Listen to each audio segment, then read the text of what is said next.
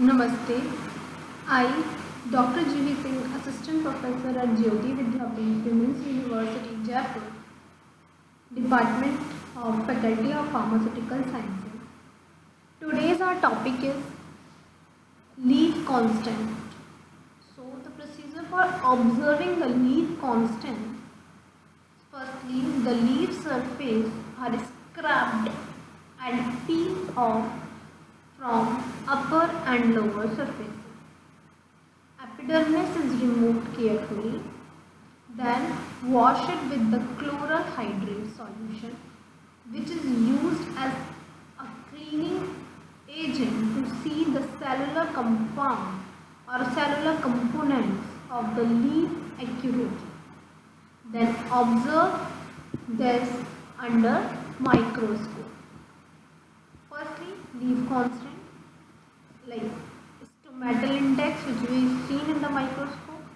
It is a percentage which the number of stomata from the total number of the epidermis cell, each stomata being counted as one cell. So stomatal index is number of stomata per unit divided by number of epidermis cell in the same unit of the area plus number of stomata per unit area into 100. That is stomatal index. Then vein islet number. It is defined as the vein islet per square ml of the leaf surface midway between the midrib and margin. Right? What is vein termination number? Vein termination number is defined as the number of veinlet termination between the square meter per square meter of leaf surface midway between the midrib of leaf and its margin is vein termination number. Next is palisade ratio. It is the average number of palisade cells beneath the each epidermal cell. इतना हो रहा है कि ओ नहीं जा रहा हाँ. और वो साइमल्टेनियसली ऐसे भी नहीं खिंचा रहा और zoom down. So the next is camera lucidia. Camera lucidia when attached with the compound microscope help drawing the microscope images of an object on the paper, which work on simple optical principle reflecting beam of light through a prism and the plane mirror. The microscopic image of the object is reflected by the prism on the plane mirror and therefore their former image is reflected on the plane paper. Okay, then plane paper. The observer moves the pencil on the line of the image and draw the correct faithful figure of the object on the paper. There are three main parts of the camera lucidia: the attachment ring, the prism and the mirror. The attachment ring attaches the camera lucidia with the body tube of the microscope, and the prism rests just above the eyepiece when the instrument is attached with the microscope. Then the observer now view the image of the object under the microscope through the prism, which reflect the image horizontally on the plane mirror. The plane mirror attached at the tip of the arm rotate and set at the angle of 45 degree with the reference to the prism and the plane paper. This is the camera lucidia. So our next topic is about the crude drugs, the cultivation of the crude drug, collection of the crude, processing and storage of the crude drug. So firstly, cultivation of the crude drug. Cultivation of medicinal plant require intensive care and management. The conditions and duration of cultivation require vary depending on the quality of medicinal plant materials, required method of propagation.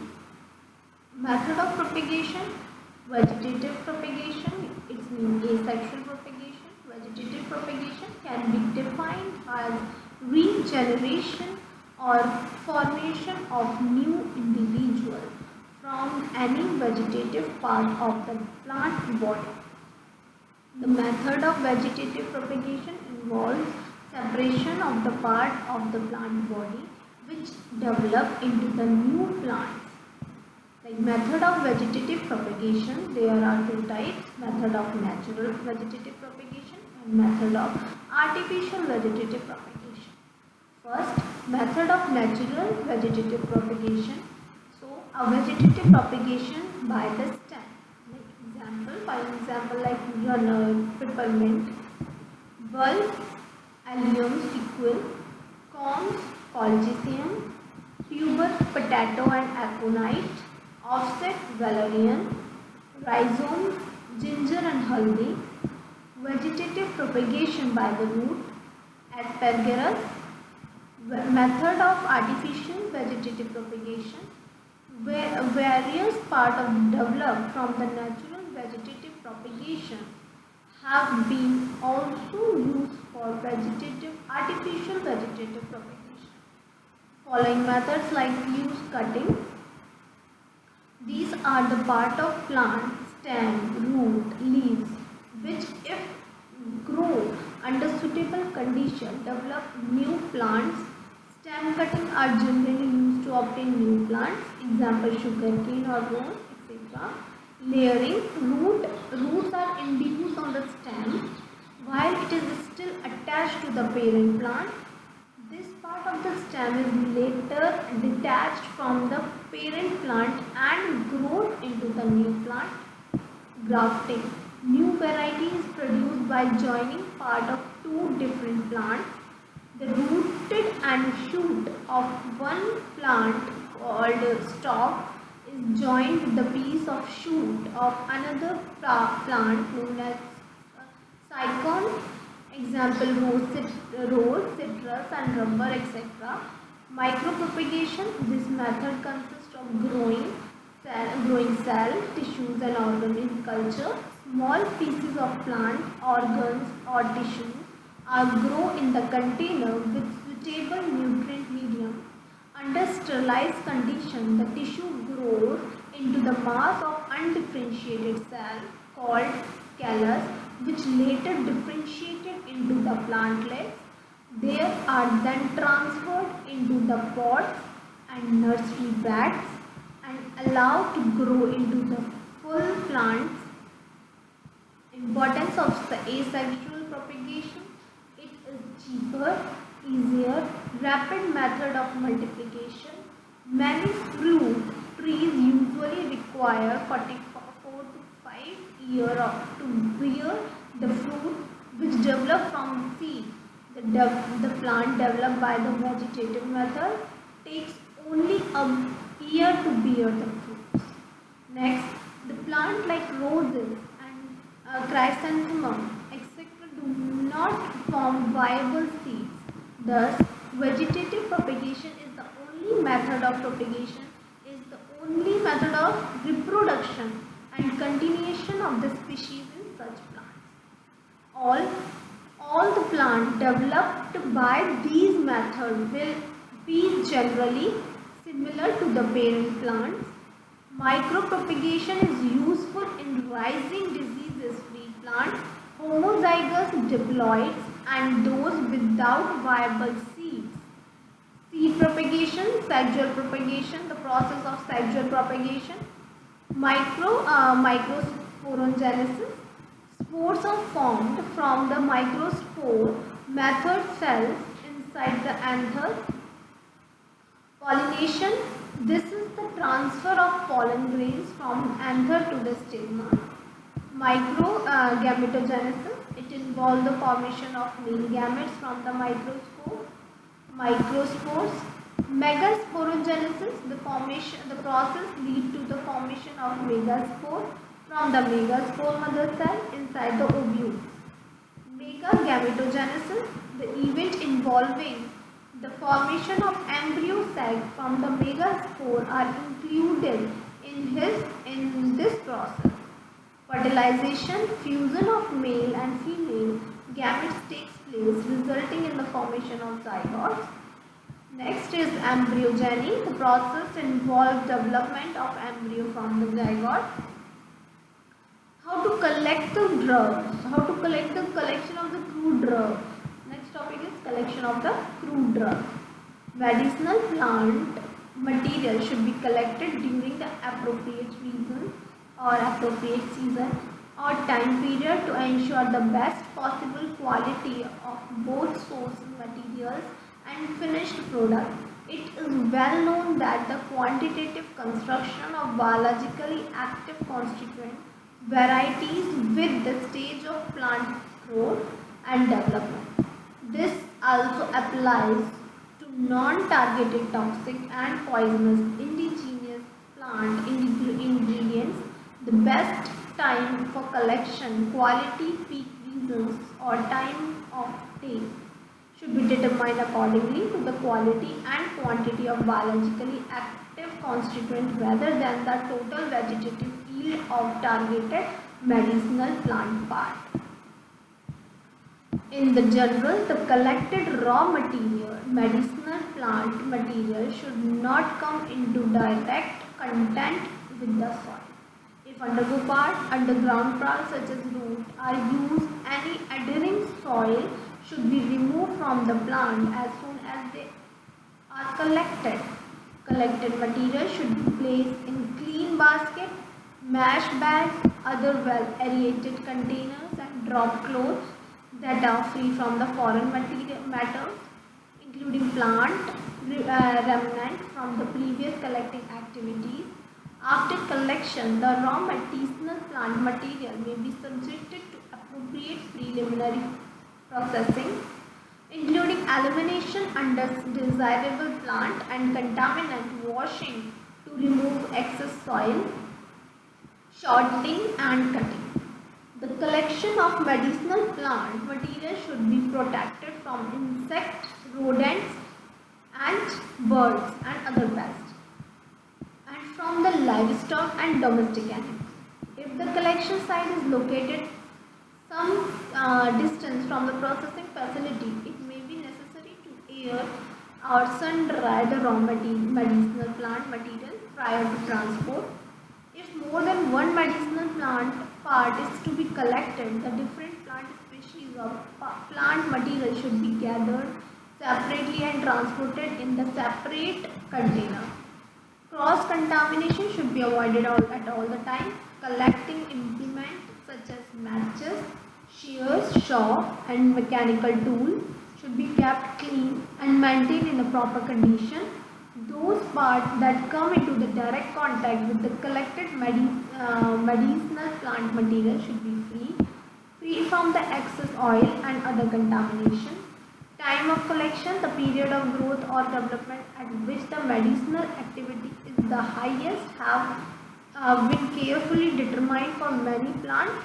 The portion of alkaloids in the level of Hyoscyanthus niger and belladonna is the largest at the beginning of the flowering, whilst with the stromatodium, the peak of coincide with the full bloom. Example like stromatodium leaves gathered in the morning and contain higher proportion of alkaloids than those collected in the evening. And then harvesting is some harvesting. Medicinal plants should be harvested during the optimal season or the time period to ensure the production of medicinal plant material and finished herbal products of the best possible quality. The time of harvest depends on the plant part to be used. Detailed information concerning the appropriate time of harvest is often available in national pharmacopoeias, published standard officials, monographs, and major reference books. However, it is well known that the concentration of biological active constituent varies with the stages of plant growth and development. This also implies to the non-targeted toxic and poisonous indigenous plant ingredients. The best of the time for harvest, quality, peak season and time of day should be determined according to the quality and quantity of biologically active constituent rather than the total vegetative yield of targeted medicinal plant part during harvest. Harvest care should be taken to ensure that no foreign matter, weed, toxic plants are mixed with the harvested medicinal plants. Medicinal plants should be harvested under the best possible condition, avoiding durations, exceptionally high humidity. If harvest occurring in wet condition, the harvest material should be transported immediately to an indoor drying facility to expedite drying so as to prevent any possible deleterious effect due to the increased moisture level which promote microbial fermentation on mouths. Cutting devices, harvesters and other mechanic machines should be kept clean and just to reduce the damage and contamination from the soil and other material. They should be stored in an uncontaminated dry place or facility free from the insect, rodent, birds and other pests and inaccessible to livestock and domestic animals. Contact with the soil should be avoided to extent possible so as to minimize the microbial load of harvested medicinal plant material. Where necessary, large drop cloths, preferably made of clean muslin, which may be used as an interference between the harvest plant and the soil. And the soil, it is if the underground parts such as root are used, many adhering soil should be removed from the medicinal plant material as soon as they are harvested. The harvested raw medicinal plant material should be transported prominently into clean dry conditions. They may be packed in clean basket, dry sacks, trailer, hopper and other well aerated conditions and carried to the central point to transport to the processing facilities. All the containers are used at the harvest should be kept clean and free from contamination by previous harvested medicinal plant and in other foreign material. When containers are not in use, they should be kept dry condition in an area that is protected from the insect, rodent, bird and other pests. And we stock and domestic animals. So that is all about the topic. So thank you. Namaste. If you have any query, just comment below.